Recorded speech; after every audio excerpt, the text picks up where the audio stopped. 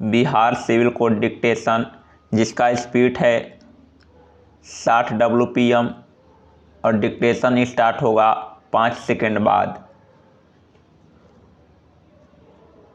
Start.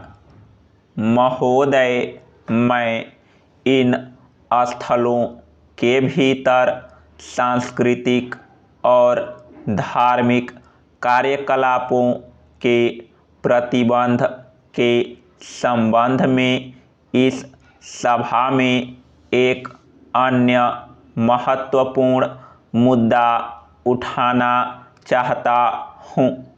मैं जानता हूँ कि यह प्रतिबंध संवेदनशील स्मारकों के संरक्षण और इनकी सहनीयता हेतु है, परंतु कतिपय धार्मिक रिवाजों का विरोध जन संवेदना और इतनी धार्मिक पद्धतियों की स्वतंत्रता के विरुद्ध है।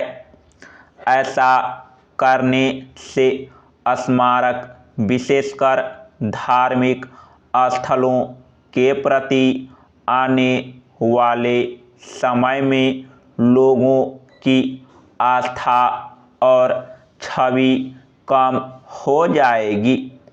इस संदर्भ में मैं ऐसे स्मारकों के लिए बचावात्मक दृष्टिकोण के बजाय भागीदारी दृष्टिकोण का सुझाव देना चाहूँगा।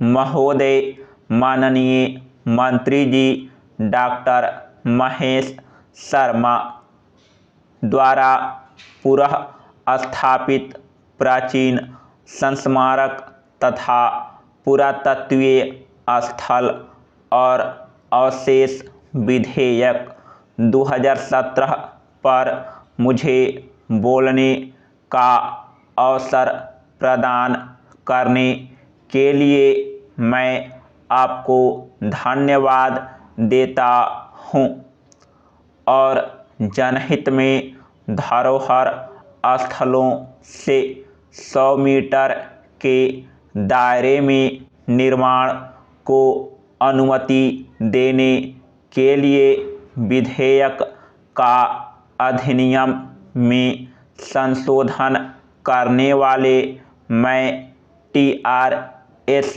पार्टी की ओर से समर्थन करता हूँ, लेकिन सरकार अवसंरचना या किसी और चीज़ के नाम पर जन सुविधाओं हेतु केवल 100 मीटर के दायरे में ही निर्माण कार्य को सीमित कर रही है। सरकार देश में अन्य संस्मारकों या प्रसिद्ध संस्मारकों की पहचान के लिए भारतीय पुरातत्व सर्वेक्षण पर ध्यान केंद्रित नहीं कर रही है या उसे सुझाव नहीं दे रही है। कई संस्मारक संकट पात्र स्थिति में हैं।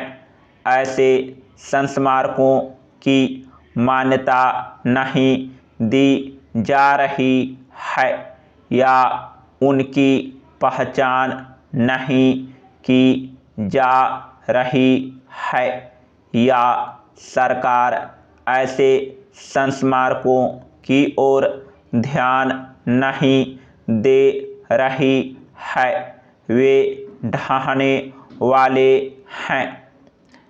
इसलिए मैं माननीय मंत्री जी से ऐसे संस्मारकों की पहचान करने का निवेदन करता हूँ। बहुत से ऐसे संस्मारक हैं जिन्हें भारतीय पुरातत्व सर्वेक्षण द्वारा मान्यता नहीं दी गई है या उनकी पहचान नहीं की गई है। राष्ट्रीय संस्मारकों जो देश की शान है का संरक्षण करना उनका कर्तव्य है। यदि हम एक बार ऐसे संस्मारकों को खो देते हैं या से ढह जाते हैं तो उनका पुनर्निर्माण करना असंभव होगा।